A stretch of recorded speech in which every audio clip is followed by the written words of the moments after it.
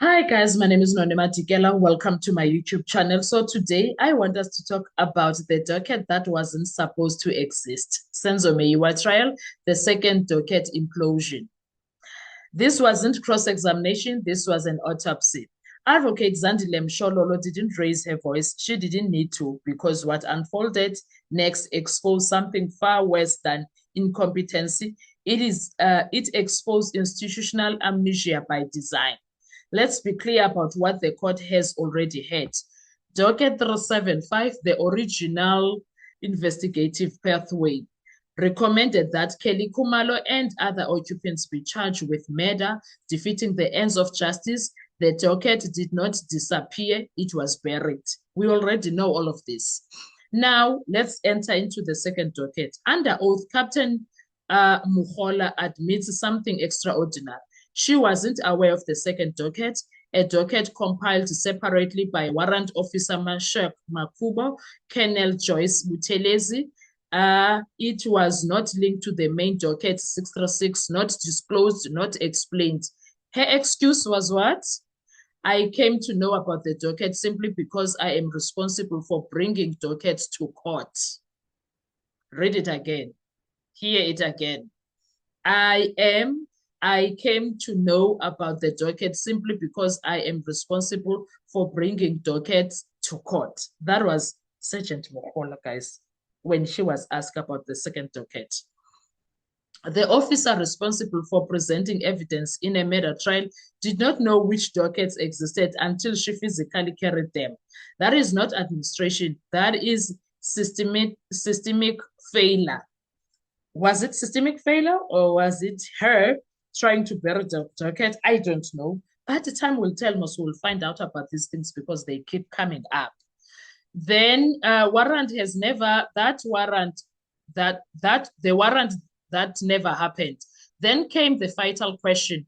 Mshololo asked about the draft warrant of arrest of Kelly Khumalo, a warrant that exists but was never authorized. Why? Mukhola's answer was, I have no knowledge of it. No knowledge of a murder warrant in the biggest trial in the country. That silence was deafening. That silence was deafening. Wow. Shololo dealt with her. And then that communication also meant nothing else, if that is the case. Mshololo pressed further. If communication between Ntuli and Kelly could be proven, would that constitute an offense? This was the moment to explain the state's theory. Instead, Mukhola said, I have no comment. No denial, no explanation, no legal position, just void. Why all of that matters? This testimony detonates three pillars of the state case. One, selective prosecution. A docket recommending charges against Kelly exist but was sidelined. Two, non-disclosure. A parallel investigation ran outside docket 636 without transparency.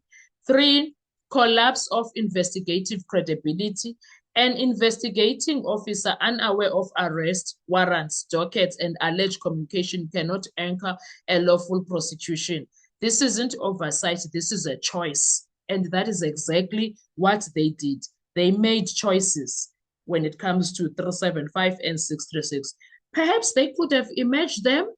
Maybe we should do a video about that and see what would have come out if they didn't, they imaged them together and see. They are saying was Kelly Khumalo was the mastermind, so they should have both dockets and then see what's going to come out. But okay. If docket 375 was wrong, the state must explain why. If it was right, the state must explain why it was buried.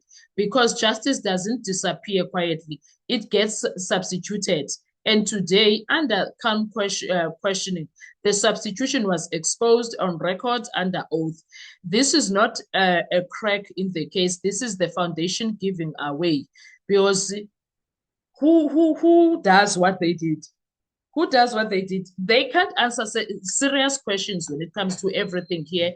And they expect that everything must be accepted as they are saying it, which is not fair, which is very unfair for the defense, for the accused, and everything that comes after it. And we have a judge that is not willing to probe things in that courtroom. We have a judge that is not willing to ask questions when it comes to serious matters in that courtroom, because there's a lot of things that I believe they would have been set aside. Not just set aside, but they would have been set aside to, from the word go, to say, like, if you can't answer that, then we can't use that. You need to answer questions. You need to tell us what happened. You can't say you have no comment on things that you were involved in. So, for argument's sake, it can be proven, if they can't prove anything, like there are no messages, they are saying that Ukeli Kumalo no accused number 5 had conversations twice in August and in October. But they can't bring us what exactly was said. So how is that going to even help to, how is that going to help any prosecution when it comes to locking down Ukeli Kumalo no accused number 5 and the other accused? What does that even prove? Do you understand? So there's a lot of things that are happening in that courtroom. It's not easy for any of them, I suppose. And one thing that we can actually rely on or say is that the entire case is just coming down bit by bit. And not only that, but the credibility long time collapsed, guys. The credibility of the case collapsed a long time ago. And not just only that, procedural legality of it all, Criminal Procedure Act plus Section 35, the threshold is not there, guys. The threshold of that is not there. And I don't see how this case is going to survive appeal. It won't, because of procedure. Because of procedure, appeal courts deal with procedure. So if procedure is not followed, and if the judge was not following procedure, I hope this case is going to haunt him. I hope this case haunts him, because there is no way we can just accept Uguti. He did this. There were so many opportunities for Judge Ratta to handle this with caution and handle Baloyi down so that he does things the right way, but he chose not to. So I don't know, man. What are your thoughts when it comes to this? Please, let's have a conversation on our comment section. I want to hear from you. Drop those comments. Thank you so much. Enjoy your day. Bye-bye.